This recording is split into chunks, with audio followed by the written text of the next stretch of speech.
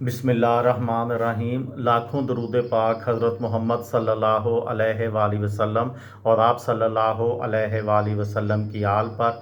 अस्सलामु अलैकुम। मेरा नाम इफ्तिखार अहमद है और आप मेरा यूट्यूब चैनल नॉलेज देख रहे हैं। कल एक वीडियो बनाई थी कि जब कायदे आज़म मोहम्मद अली जिन्ना ने पिछली सफ़ों में ईद की नमाज अदा की, आज उसका दूसरा हिस्सा।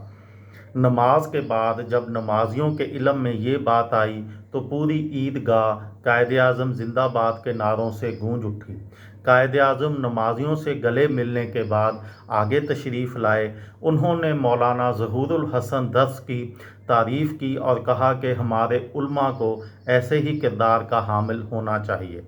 वैसे देर का ये वाक़या अनोखा था क्योंकि बानी पाकिस्तान वक़्त के पाबंद थे। वो और दीगर सरकारी अमायदीन 18 अगस्त 1947 को ईद उल फितर की नमाज इसी ईदगाह में मौलाना दर्स ही की इमामत में अदा कर चुके थे।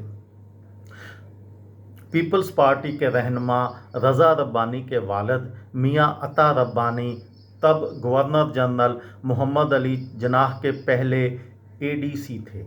वो पहले पायलट भी थे जिन्हें रॉयल इंडियन एयर फोर्स से पाकिस्तान की नौज़ायदा रियासत में रॉयल पाकिस्तान एयर फोर्स में मुंतकिल किया गया।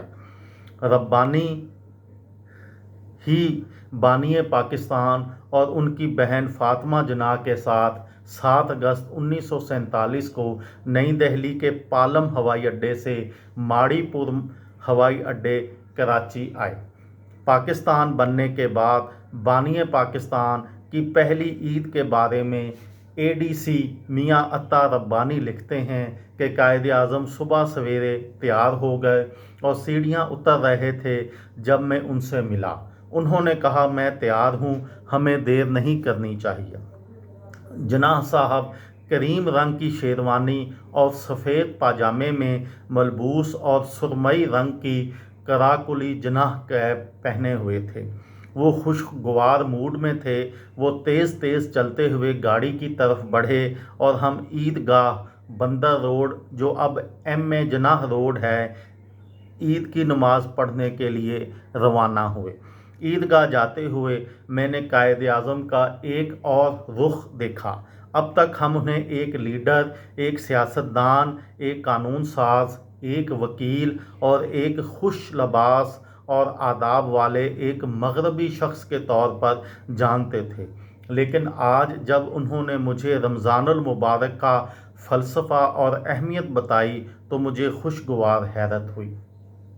मियाँ अता रब्बानी लिखते हैं, जब उनकी लेमोजीन गवर्नर जनरल हाउस से निकली तो मुझसे पूछने लगे, आपने रमज़ान के कितने रोज़े रखे?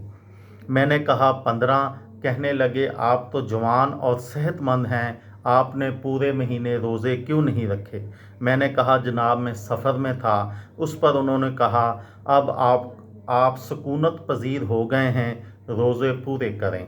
फिर कहने लगे, मजहबी जज्बे और रूह की तत्हीर के अलावा रोज़ा इंसान को तंजीम, अपने आप पर कंट्रोल, कुर्बानी और लगन सिखाता है।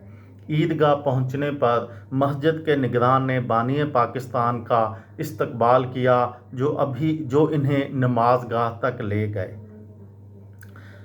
ये थी मेरी आज की वीडियो। किसी दोस्त को, किसी भाई को, किसी बहन को फ़ायदा हो तो मुझे दुआओं में याद रखिएगा। दिल दिल पाकिस्तान, जान जान पाकिस्तान। अस्सलाम वालेकुम।